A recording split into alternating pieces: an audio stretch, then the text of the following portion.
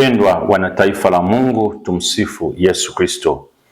Nikualike kwa tafakari zetu tunazokuletea, na siku hii nakuletea tafakari ya Jumatano ya Majivu.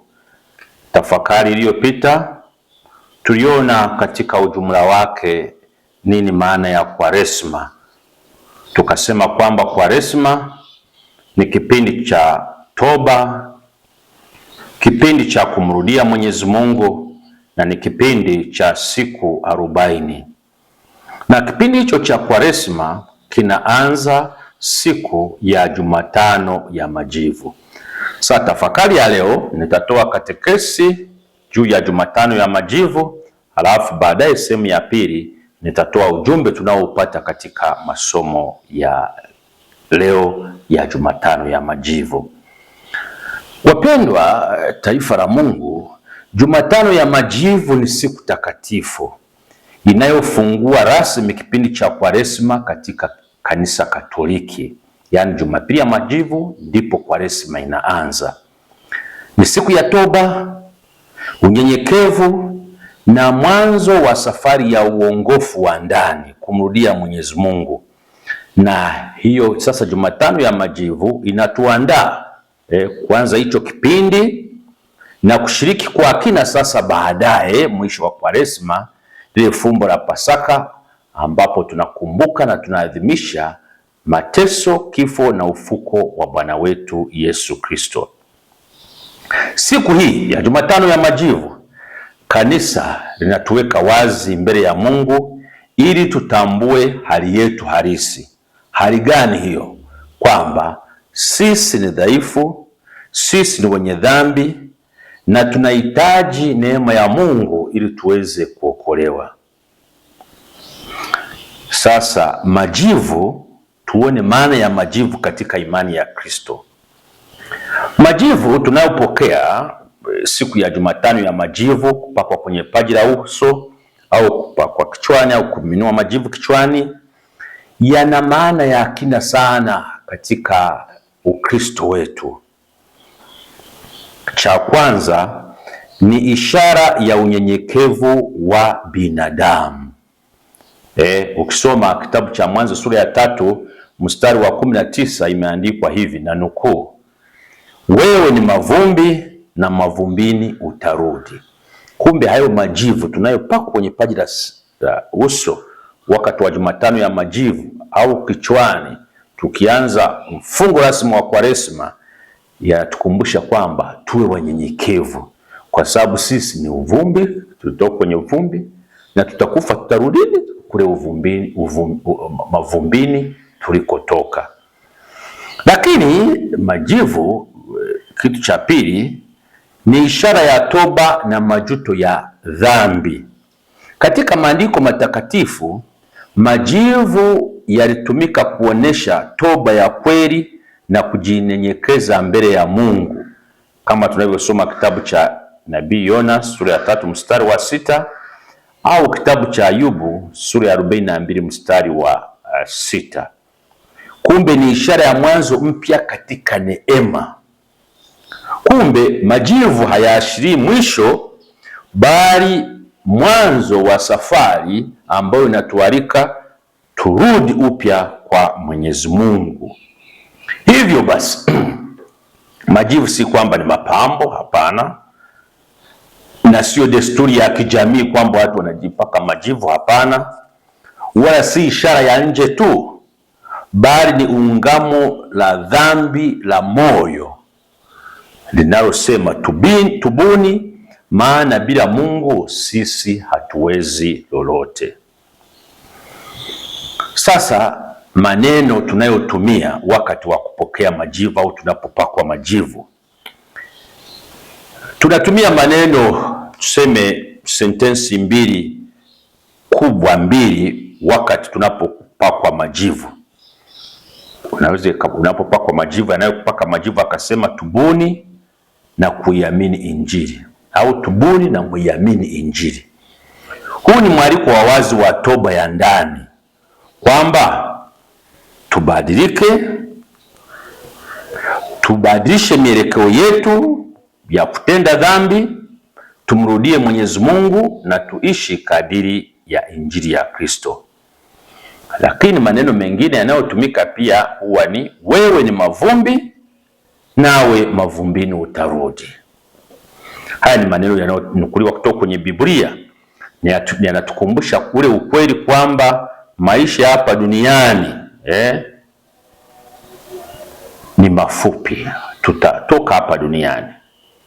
Kwa hiyo tuanze kuishi kwa mtazamo wa umilele, kwa sababu hata tukifa roho zetu zitaendelea kuishi milele. Sasa roho hizo ziishi na Mwenyezi Mungu, zisiende motoni. Hilo ndio lengo la kutualika tufanye toba. Kumbe maneno haya sio kwamba lengo lake ni kututia hofu kwamba wewe ni mavumbi na mavumbini utarudi, kwamba utakufa. Hapana, sio ya kututia hofu, bali kutufanya tuvue kiburi chetu na kutufungua kwa rehema ya Mungu. Kwaresima ni safari ya siku 40. Jumatano ya Majivu ututangazia mwanzo wa siku 40 za Kwaresima, kipindi cha neema kinachotuandaa kuadhimisha Pasaka. Sasa siku hizi za 40, kwa nini Kwaresima ni siku 40? Kwa nini tunafunga hizo siku 40? Si kwamba tumejitungia tu. Hiyo namba 40 au siku 40 tunazitoa kwenye Biblia. Mfano, siku 40 za Yesu alipokuwa jangwani akifunga na kujaribiwa na Ibilisi. Alipojaribiwa na Ibilisi, alifunga Yesu kwa siku 40 jangwani. Lakini taifa la Israeli kutoka kule Misri kuelekea nchi ya ahadi walikuwa jangwani kwa miaka 40, kama tunavyosoma kitabu cha Kutoka sura ya 24 mstari wa 18 na sura ya 34 aya ya 28.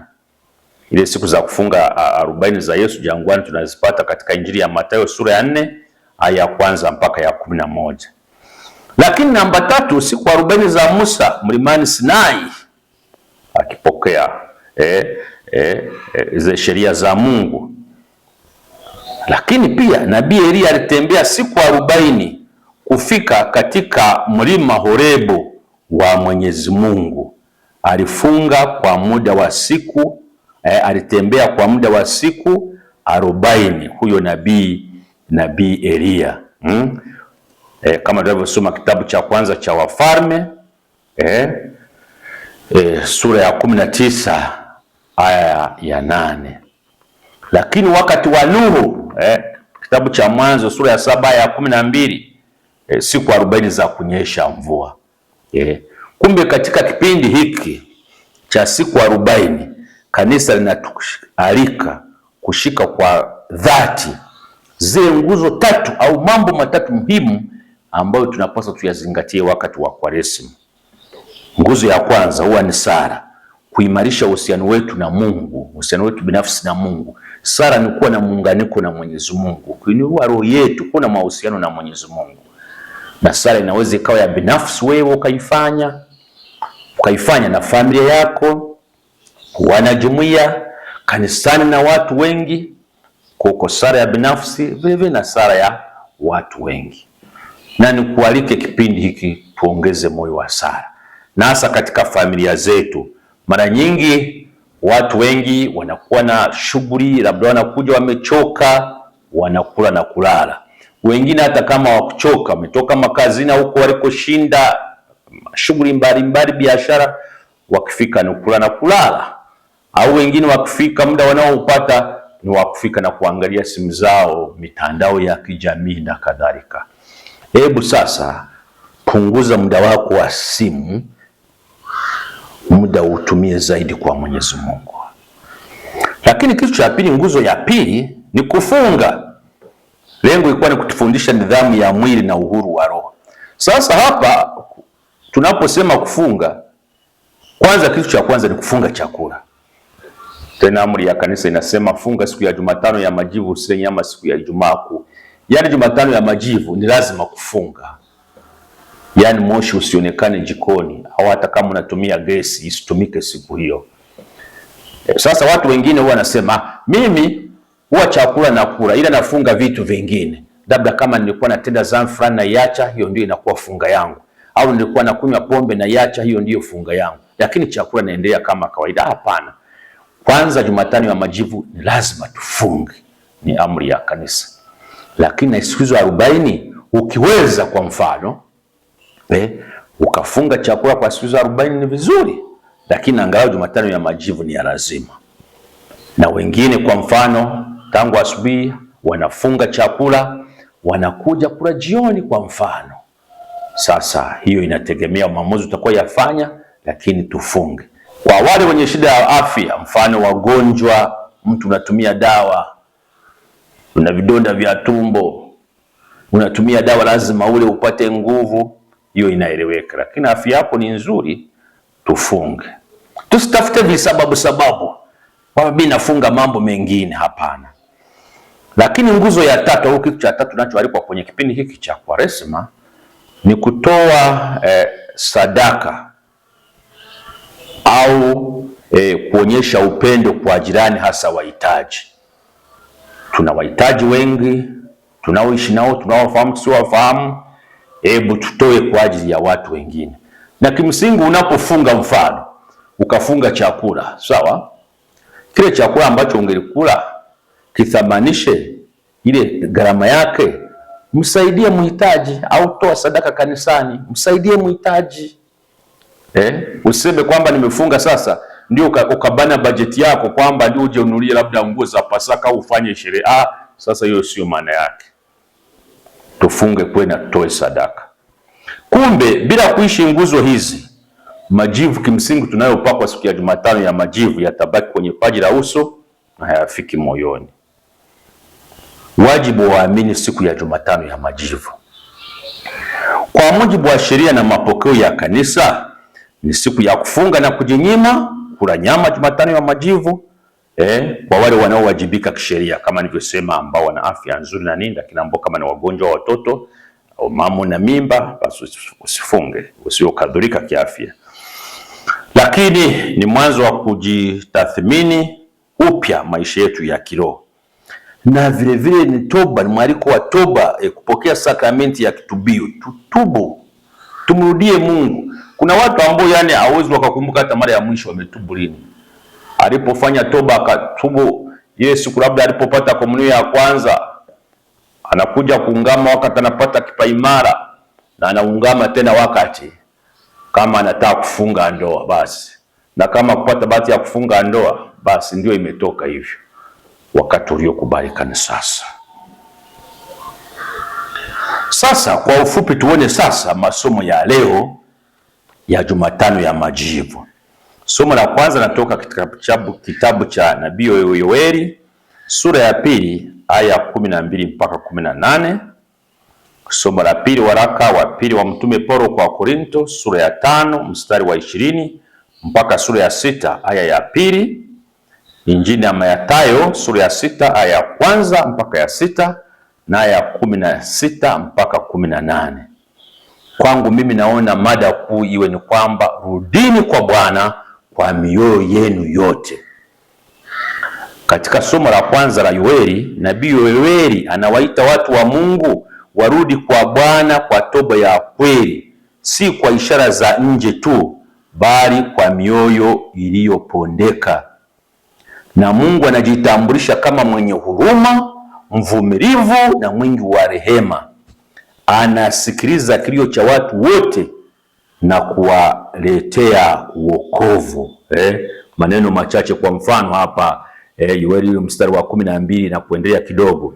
Lakini hata sasa sema Bwana, nirudieni mimi kwa mioyo yenu yote, na kwa kufunga na kwa kulia na kwa kuomboleza. Larueni mioyo yenu wala si mavazi yenu, mkamrudie Bwana Mungu wenu. Mwaliko wa toba.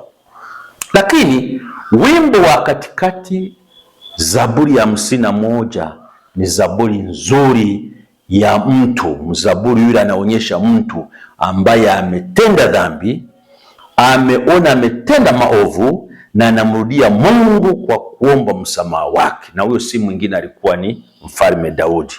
Tusikiliza anavyosema, mpaka niyasome haya, ni mazuri na yapenda sana. Mungu nirehemu sawasawa na fadhili zako, kiasi cha wingi wa rehema zako uyafute makosa yangu, unioshe kabisa na uovu wangu, unitakase dhambi zangu. Maana nimejua mimi makosa yangu, na dhambi yangu ii mbele yangu daima.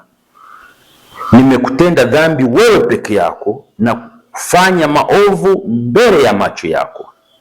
Mungu niumbie moyo safi, uifanye upya roho iliyotulia ndani yangu. Usinitenge na uso wako, wala roho yako Mtakatifu usiniondolee. Unirudishie furaha ya wokovu wako, unitegemeze kwa roho ya wepesi. Bwana, uifumbue midomo yangu, na kinywa changu kitazinena sifa zako. Hii Zaburi ni kuombe upate muda uisome matulia, uitafakari. Mfano mzuri wa Daudi aliyetubu na kumrudia Mwenyezi Mungu kwa kosa alilokuwa analifanya. Somo la pili natoka waraka wa Mtume Paulo kwa Korinto, sura ya 5 mstari wa 20 mpaka sura ya 6 mstari wa 2.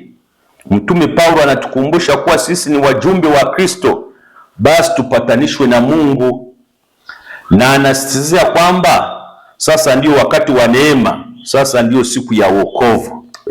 Tena yale maneno ya mwisho ni mazuri sana. Anasema hivi: nasi tukitenda kazi pamoja naye, maana yake na Mwenyezi Mungu. Paulo anaandika, twawasihi msipokee neema ya Mungu bure, kwa maana asema, wakati uliokubalika nalikusikia, siku ya wokovu nilikusaidia. Tazama, wakati uliokubalika ni sasa, tazama, siku ya wokovu ndiyo sasa. Tusifanye mambo kwamba nitatubu kesho,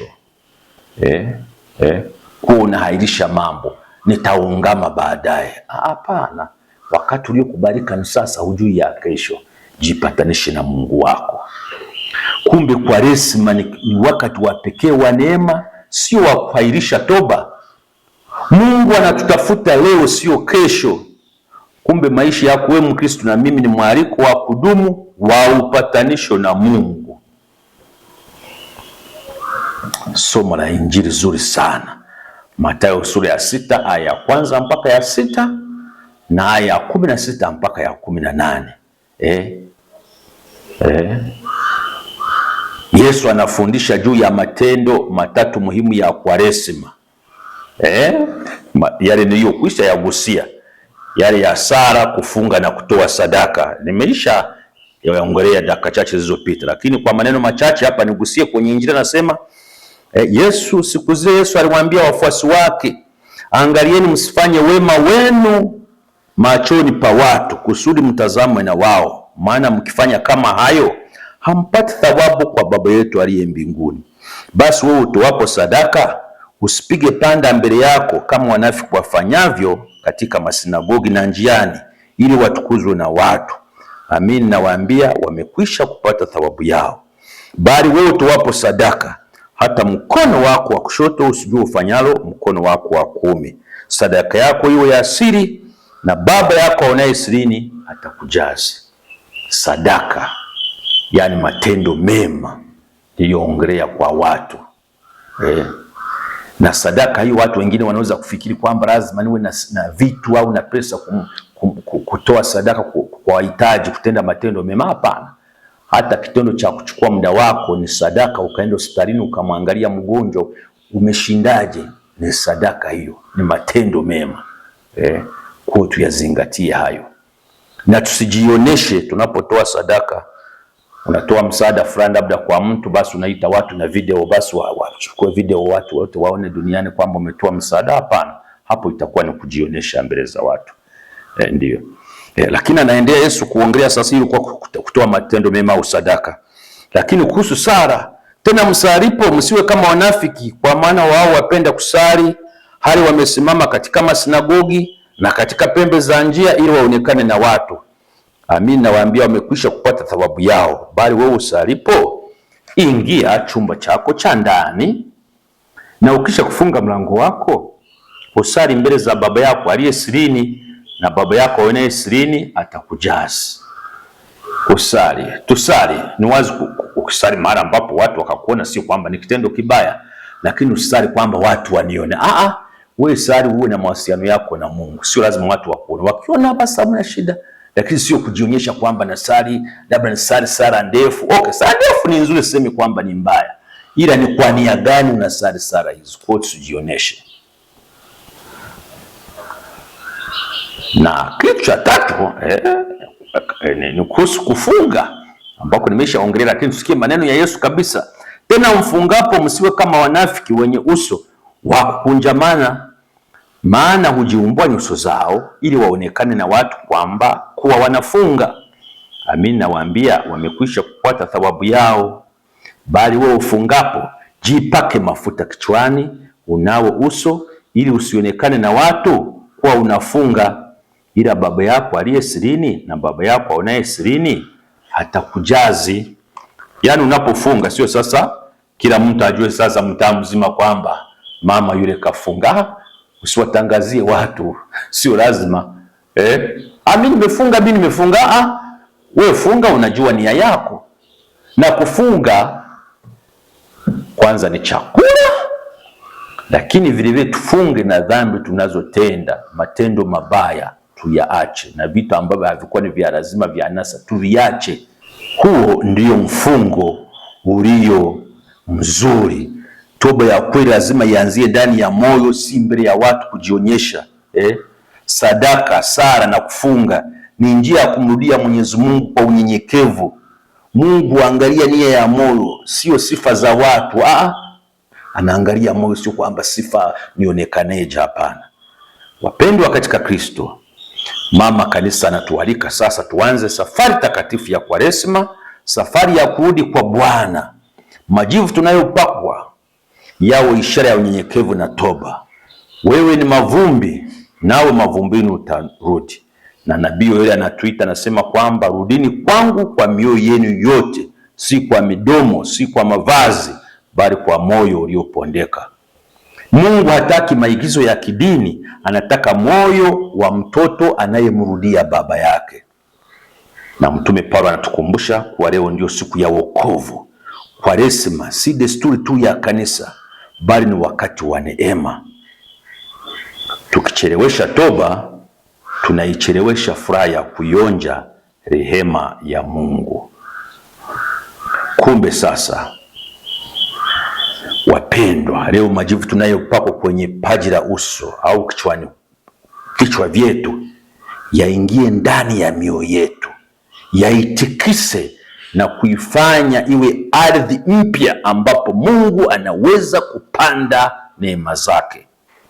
Tuanze upya, tuanze leo, tuanze na Mwenyezi Mungu. Tuhitimishe sala hii tukimwomba Mwenyezi Mungu. Baba wa rehema na huruma, tunakuja mbele zako tukiwa maskini wa roho, tukiwa na mioyo inayotamani kuanza upya. Majivu tunayopakwa siku hii ya Jumatano ya majivu yanatukumbusha udhaifu wetu, lakini pia yanatukumbusha upendo wako usio na mwisho, wewe Mungu wa huruma na mapendo. Tufundishe kutubu kwa dhati, kusali kwa unyenyekevu, kufunga kwa nia safi na kutoa kwa moyo wa upendo. Katika safari hii ya Kwaresma, Baba, tufanye watu wapya. Tufanye kanisa linalotembea katika nuru ya wokovu mpaka tufike kwenye furaha ya Pasaka. Kwa njia ya Kristo Bwana wetu. Na kutakia Kwaresma njema. Tumsifu Yesu Kristo. Kwa mahitaji ya vifaa mbalimbali vya shule ya msingi na sekondari kama vile kalamu, daftari, vitabu vya mitaala mipya ya sayansi, biashara na sanaa, kamusi za Kiswahili na Kiingereza, vitabu vya riwaya, fasihi na tamthilia, bila kusahau vitabu maalum kwa ajili ya watoto wadogo kujifunzia. Usihangaike kwenda sehemu nyingine tofauti na TMP Bookshop. Hawa ni wauzaji wakongwe wa vitabu hapa manispaa ya Tabora. Aidha, ukifika TMP Bookshop utapata machapisho na vitabu kede wa kede vya dini ikiwemo Biblia, misale, rejista za kipaimara, komunio, mazishi, ndoa, ubatizo na vingine vingi kulingana na mahitaji yako. Duka la TMP Bookshop linafunguliwa kila Jumatatu hadi Ijumaa kuanzia saa 2:30 hadi saa 11 jioni, na Jumamosi ni kuanzia saa 3 kamili asubuhi hadi saa 11 jioni. TMP Bookshop tunapatikana karibu na kiwanja cha Chipukizi mkabala na Mea Hotel. Usiwaze wala kuumiza kichwa. TMP Bookshop sisi ni wakongwe katika uuzaji wa vifaa vya mashuleni kwa bei nafuu kabisa kuliko wote mkoani Tabora. Kwa taarifa zaidi wasiliana na Sister Zawadi kwa simu nambari 0754039465. Karibu TMP Bookshop.